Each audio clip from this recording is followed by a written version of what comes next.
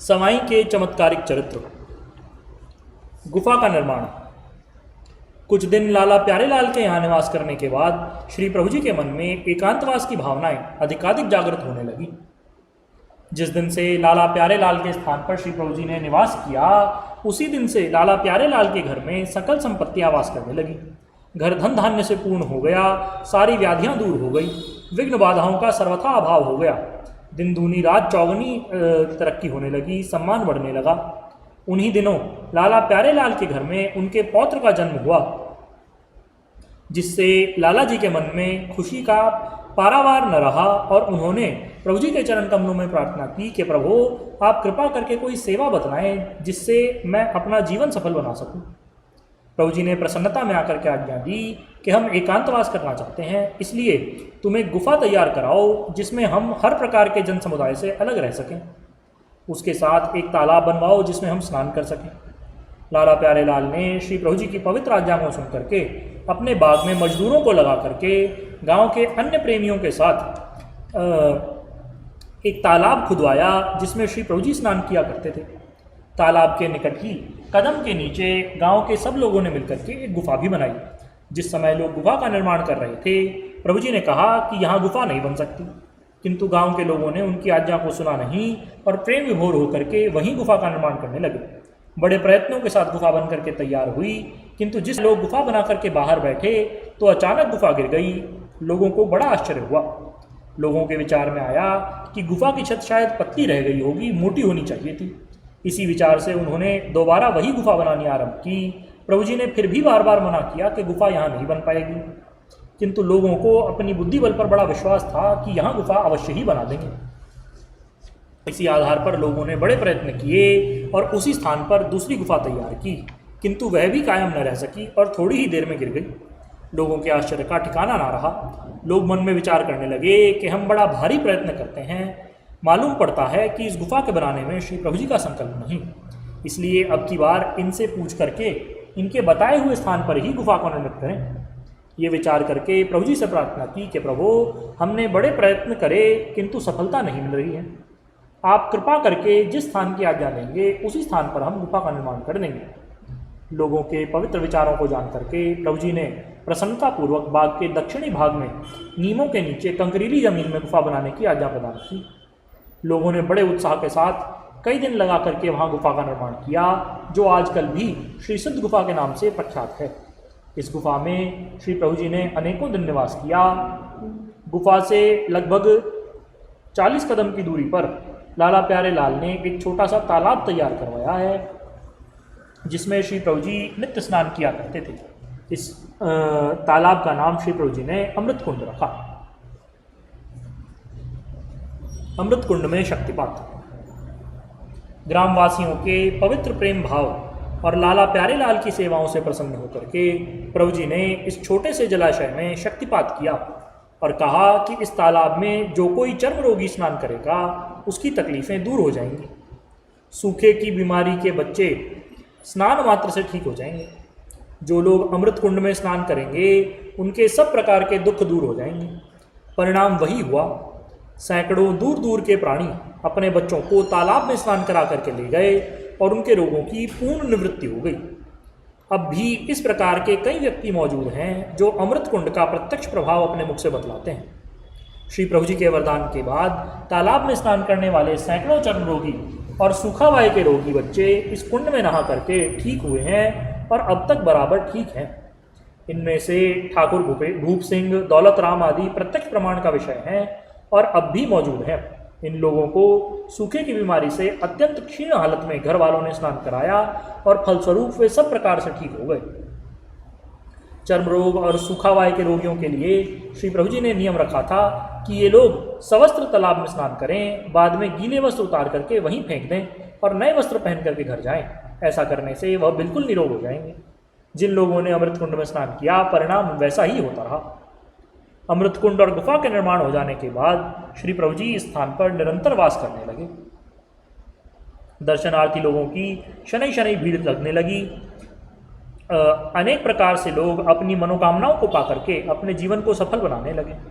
किंतु एक बड़ा भारी आश्चर्य था कि प्रभु जी के जटाजूट अलौकिक विरक्त शरीर के दर्शन पा करके लोग साक्षात महादेव ही समझते थे।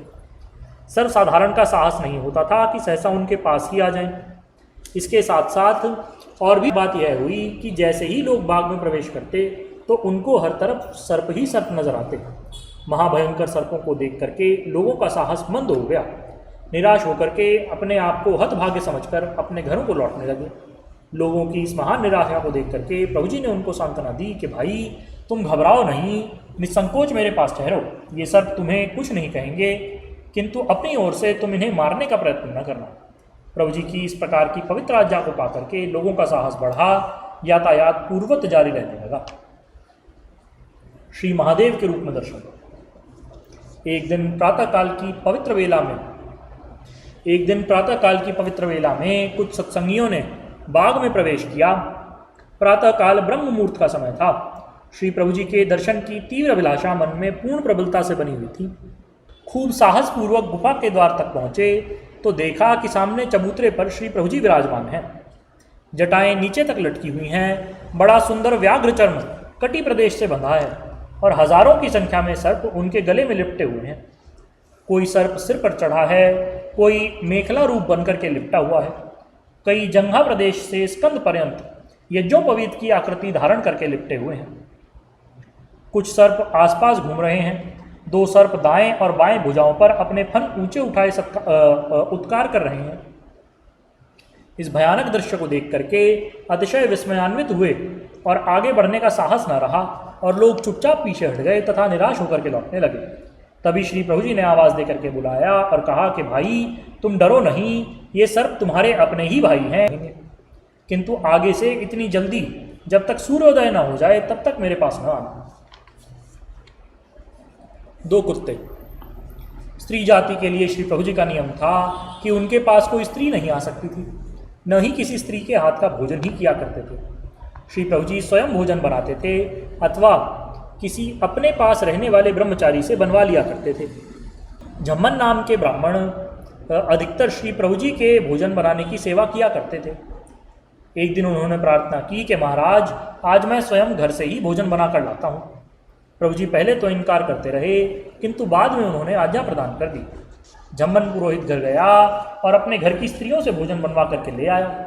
जैसे ही झम्मन श्री प्रभु जी के निकट पहुंचा तो प्रभु जी ने इनकार कर दिया कि आज हम भोजन नहीं करेंगे, क्योंकि तुम स्त्रियों के हाथ का बना भोजन लाए हो। जिस स्थान पर श्री प्रभु जी धूनी लगाकर बैठा करते थे वहाँ 2 कुत्ते उनकी सेवा में निरंतर बैठे रहते थे। उन कुत्तों को भी श्री प्रभु जी की इच्छाओं का बराबर ज्ञान होता रहता था। जिस समय बाग में इधर उधर से पुरुष दर्शनार्थ आते थे तो कुत्ते चुपचाप बैठे रहते थे, और कदाचित यदि कोई स्त्री बाग में आने का प्रयत्न करती तो दोनों कुत्ते भाग करके उसे काट लिया करते थे। इन कुत्तों के भय से स्त्रियां बाग में प्रवेश नहीं करती थी। सबसे बड़ी आश्चर्य की बात तो यह थी कि परिचित अपरिचित कोई भी पुरुष आता तो ये दोनों कुत्ते बिल्कुल कुछ नहीं कहते थे और बाग में चुपचाप ही रहते थे। अद्भुत दर्शन और भय। श्री प्रभु जी के चरणारविंद में हर समय सैकड़ों आदमियों की भीड़ लगी रहा करती थी। इधर उधर से आकर के लोग सत्संग लाभ किया करते थे। श्री प्रभु जी के अद्भुत दर्शन पा करके अपने ऊपर हुई अनेकों प्रकार की कृपाओं को देख करके लोगों के मन में भावना होती थी कि ये कोई परिपूर्ण महापुरुष हैं। इसलिए सब सोचते थे कि हम इनकी विशेष प्रकार की चमत्कारिक कृपाओं को देखें। इसलिए सब लोग बार बार प्रार्थना करते कि प्रभु कृपा करके कोई विशेष चमत्कार दिखलाएं। प्रभु जी ने उनके वचनों को स्वीकार नहीं किया कि भाई हम क्या दिखलाएं, मन लगा करके ईश्वर का भजन करो, तुम्हारे शरीर में खुद ही चमत्कार हो जाएंगे। किंतु फिर भी लोगों ने अपना हठ नहीं छोड़ा और इसी प्रकार की प्रार्थना बार बार करते ही रहे। एक दिन जब सैकड़ों आदमियों की भारी भीड़ बैठी थी, लोगों ने हठपूर्वक प्रार्थना की कि प्रभु आज तो कोई विशेष चमत्कारिक लीला दिखला ही दें, तभी हम अपने घरों को जाएंगे।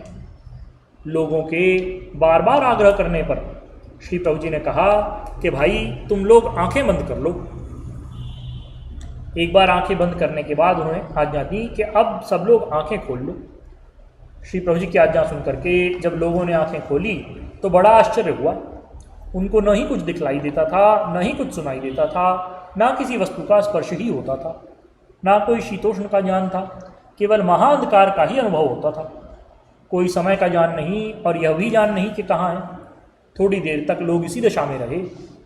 इसके बाद उनको अनुभव हुआ कि उनके नीचे से मानो ज़मीन निकल गई हो, जैसे किसी बैठे हुए आदमी के नीचे से ज़मीन का आसन खींच लिया गया हो। ऐसी अनुभूति के बाद उन लोगों ने अनुभव किया कि वे प्रतिक्षण नीचे गिरते जा रहे हैं। उन्हें एक धुंधले से प्रकाश में यही अनुभव हो रहा था कि पता नहीं वे कितने गहरे गड्ढे में नीचे को चले जा रहे हैं। वावियान अनुभूति से बिल्कुल शून्य थे। उनका मन यह अनुभव कर रहा था कि पता नहीं कितने वर्ष हमें नीचे जाते हुए हो गए हैं, किंतु कोई आधार नहीं मिल रहा है जहाँ जाकर के ठहरें। उनके मन में स्मृति थी कि हमने बड़ा अपराध किया जो बाबा जी के सामने इतना बड़ा हठ किया। अब दोबारा हमें हमारे घर बार, जमीन जायदाद और स्त्री बच्चे कौन दिखलाएगा। ऐसी उद्विग्न स्थिति के अंदर पुनः श्री प्रभु जी के चरण कमलों का स्मरण किया और ऊपर की ओर देखने का प्रयत्न किया तो देखते हैं कि ऊपर से बड़े बड़े भयंकर सर्प दौड़े हुए उन्हीं की ओर वेग से भागे आ रहे हैं, मानो इन सबको खा जाना चाहते हैं। अब ये सब लोग और भी भयभीत हो गए और प्रभु जी का स्मरण करने लगे। प्रार्थना की कि प्रभु हमसे बड़ी भूल हो गई, अब ऐसी भूल दोबारा नहीं करेंगे, आप कृपा करके हमारी रक्षा करें। भय कातर मन से ये प्रार्थना करने के बाद उनको वाणी सुनाई दी जो कि श्री प्रभु जी की ही थी। प्रभु जी ने कहा, अच्छा डरो नहीं, आंखें बंद कर लो। उन लोगों ने उसी स्थिति में आंखें बंद कर ली। पुनः आज्ञा हुई कि आंखें खोल दो और उन लोगों ने आंखें खोल दी। आंखें खोलने पर उन लोगों ने देखा कि उनका शरीर पसीने से तरबतर था, भय के मारे कांप रहे थे, गले से आवाज़ नहीं निकलती थी और शरीर प्राणहीन जैसे हुए थे। बड़ी कठिनता के साथ मन को चेतना में ला करके लोग धीरे से उठे और प्रभु जी को प्रणाम करके चुपचाप बाग से बाहर चले गए। फिर दोबारा उन्हें चमत्कार देखने की इच्छा प्रकट नहीं की और गांव में जा करके परस्पर चर्चा करने लगे कि ये साधारण महात्मा नहीं, कोई योगेश्वर हैं और इनकी लीलाएं वर्णनातीत हैं। बोलिए श्री सद्गुरुदेव भगवान की जय। परम प्रभु श्री रामलाल जी महाराज की जय। श्री सद्गुरुदेव अनंत योगेश्वर अनंत स्वामी श्री चंद्रमोहन जी महाराज की जय। श्री सदाशिव भगवान की जय। श्री वृंदावन बिहारी लाल की जय। शंकर भगवान की जय। हर हर महादेव।